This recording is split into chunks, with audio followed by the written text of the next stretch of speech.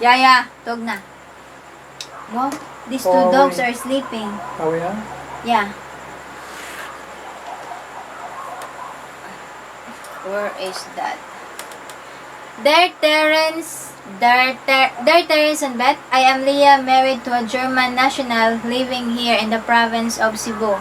I just write this letter to share the burden in my heart. Wow. I am the breadwinner of the family since my father got accident and he is not able to work. It's hard, but they are my family.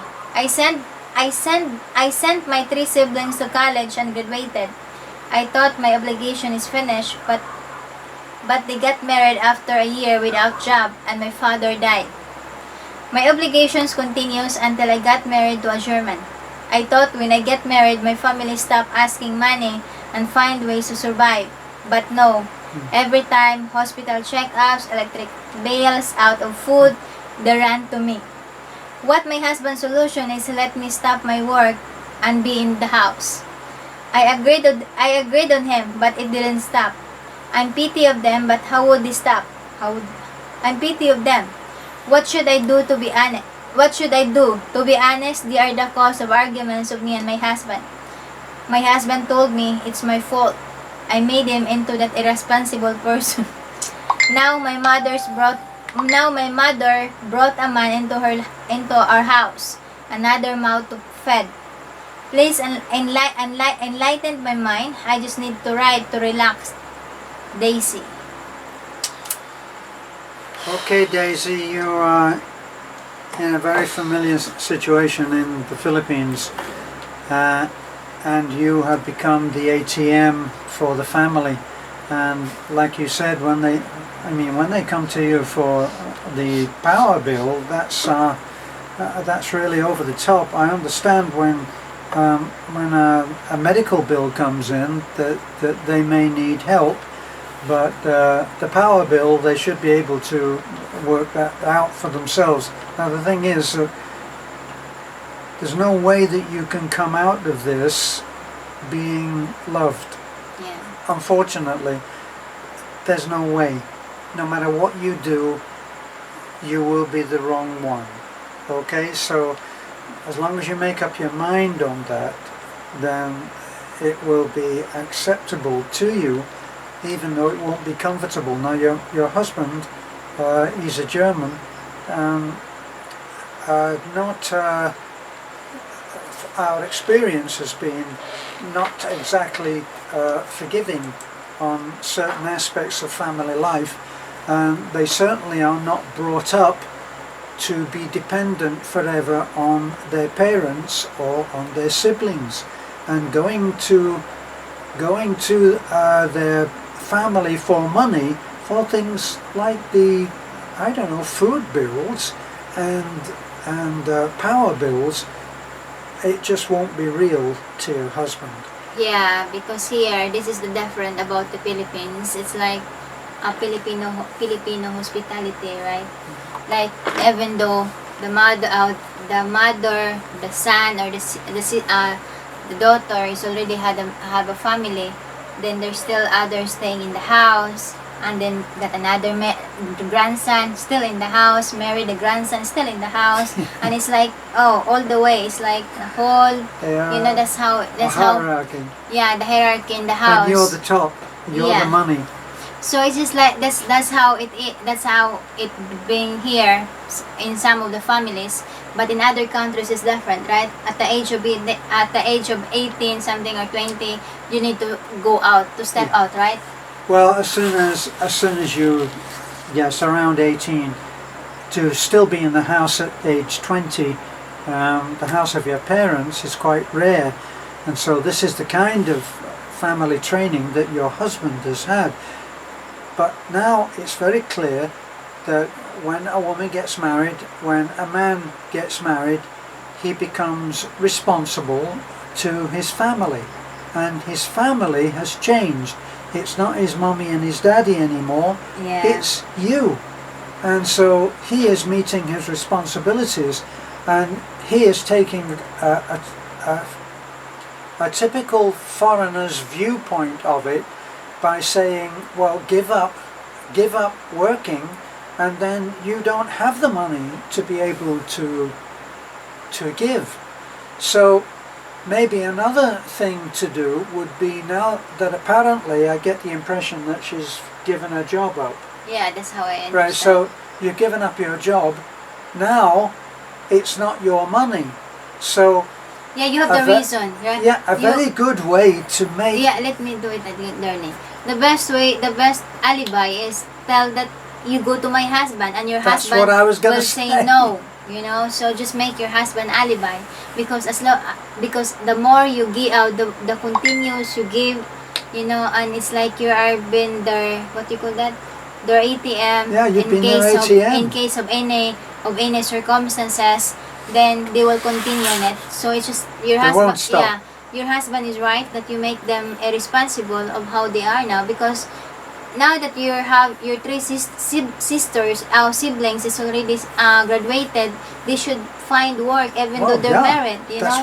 That's why you educated them. Yeah, they should find work, and the husband or the husband, if they're a woman, the husband should find a job to feed the family, Yes. right? Because it's their responsibility now.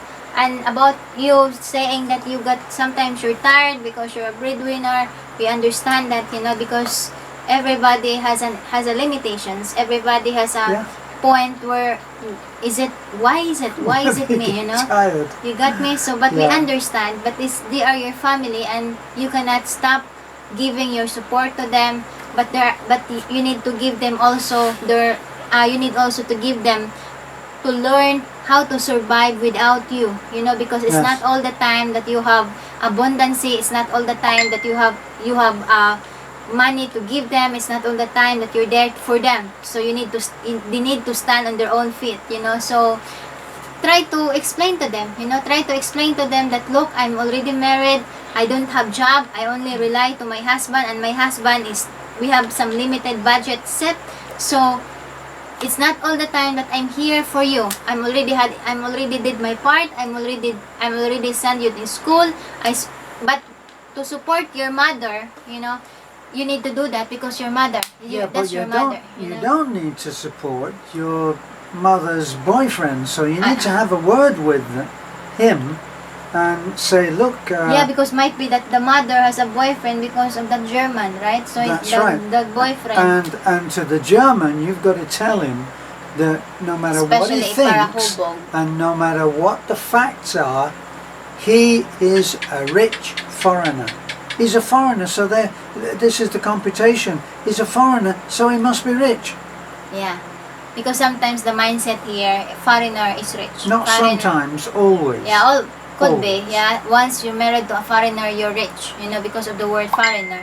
But they didn't realize that there's a lot of foreigner that is also poor in other country, right? So, you know, so I understand your point. I understand your situations. That you've been tired. You feel, you feel, what you call that? Used. Exhausted. You feel used. Because I remember also in my time before, right? I've been working, right? I shared to you, right? Yes. I've been working, and every time I have salary, I send it here, I send it there, because I got my siblings or sometimes texted me, I need this, I need that, you know. I also send one of my nephew help in college, you know. So there's one point that I just been exhausted because there's one point that I got my salary, the next day I don't have food, Money for food. Yeah, I don't have money for food because I need to budget, send that, send here, send that, send that. So what I did, I didn't answer their phones. I didn't reply their messages. So every night I didn't answer, you know, I just been like for that. For a while, I remember. Yeah, I remember that. So my sister-in-law who is in Cebu with my brother, they went to the hospital and says, "But why is it you're not answering your phone? They're worried about you." And I said, "I just feel like, you know, I'm okay. I will respond to them later, you know." So I understand. There's just one point. You need to.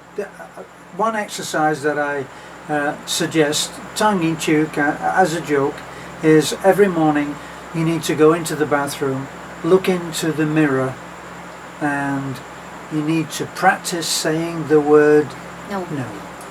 But you should have also what you call that, specifications. right? What? You should have a balance because, for example, it's emergency, but the emergency, you cannot say no, you know. So you should have a distinguish should- what is the most need and the wants, right? Yeah, and you need to have it explained to you what Yeah. it is.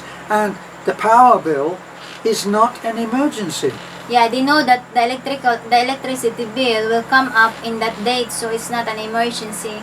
And they know that they're gonna eat 3 times a day, and they know that they're going So to it's have not an snacks, emergency. right? And the other thing is, if there's some major catastrophe that they're expecting you to pay for, and that they've given you a price, they've said it's going to cost, say, 15,000, and picking a price out of the air, 15,000. What is the 15,000 for? It's for the doctor's bill. Now, that's where you step in and say, what is the name of the doctor? What is his phone number? And then you tell them, I will pay the bill to the doctor. So I will be the one to hand over the money to the doctor. And you may find that the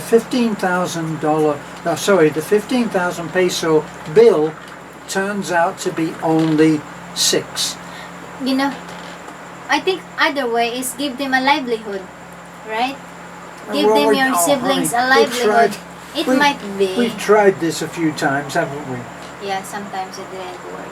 It's it's a wonderful idea. Because sometimes, you know, sometimes they think that, oh, it's okay like that. Yeah. So, but at least just try. Who knows, they will work it out and saying that, look, I'm gonna give you your livelihood, and that's where everything you're going to get if you have some emergency. No need to run to my house, right? You got me? They'll still come. Yeah, but you know, it's you understand everybody has a problem. Everybody has what do you call that? Has some circumstances in their life, and it's up to you how you react with that. And don't stress about it because everything will be okay, especially when this pandemic is finished. Yeah, so again, stay safe everyone. Have a good day. Thank you so much. And I understand you that you got a lot of burden in yourself. What you're gonna do is lift up you the burden to him. Right? Pray. Right? Good luck. Have a good day and God bless. Bye. Good evening and good night.